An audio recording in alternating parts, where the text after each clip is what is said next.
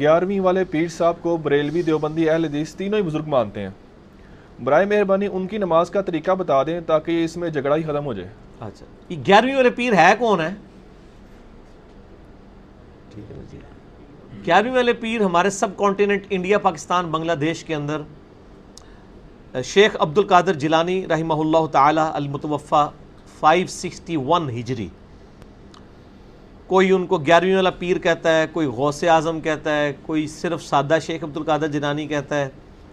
بہرحال ایک مشہور عالم دین اور بزرگ گزرے ہیں 6 صدی ہجری کے اندر، 561 ہجری کے اندر فوت ہوئے، اور بغداد کے قریب، یعنی وہاں کے عراق کے رہنے والے تھے.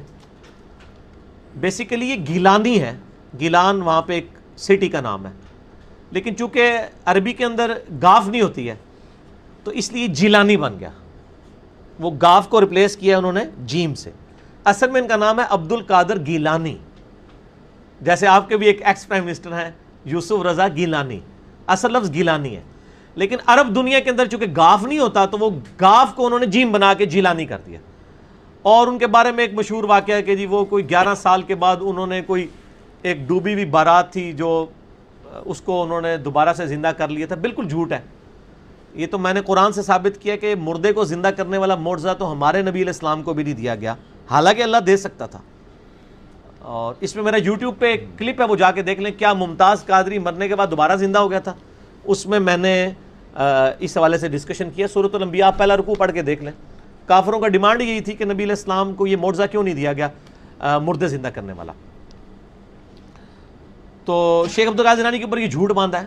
اور اچھا، یہ واقعی ایسی پرسنالٹی ہیں جن کو بریلوی بھی مانتے ہیں، دیوبندی بھی مانتے ہیں، اور اہل حدیث بھی مانتے ہیں. شیعہ ان کو نہیں مانتے. اس کی وجہ یہ ہے کہ انہوں نے کچھ چیزیں ایسی لکھی ہیں جو یعنی وہ شیعہ کے لیے ایکسیپٹیبل نہیں ہیں.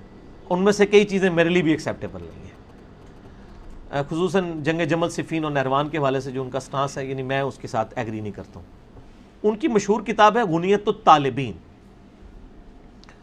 یہ بریلویوں نے بھی چھاپی ہوئی ہے، دیوبندیوں نے بھی، اہل حدیث نے بھی چھاپی ہوئی ہے. اس کتاب کے اندر ان کی اپنی تعلیمات موجود ہیں. زیادہ تر چیزیں ٹھیک ہیں لیکن بہت غلط چیزیں بھی ہیں، اور ہمارا تو وہی کرائٹیریا ہے.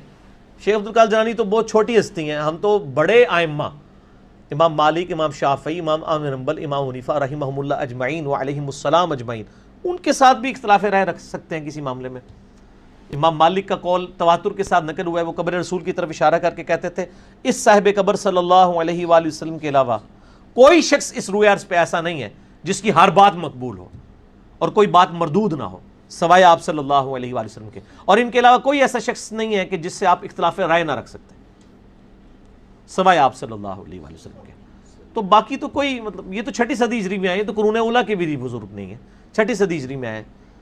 غنیت الطالبین کی کتاب ہے، بریلوی، دیوبندی، اہل حدیث چھاپ رہے ہیں، اور خصوصاً بریلوی مکتبہ فکر میں قادری سلسلے میں ان کو ایک اہمیت دی جاتی ہے، اور بریلویوں کی مسجد میں 11ویں شریف بھی پکا کے کھائی جاتی ہے.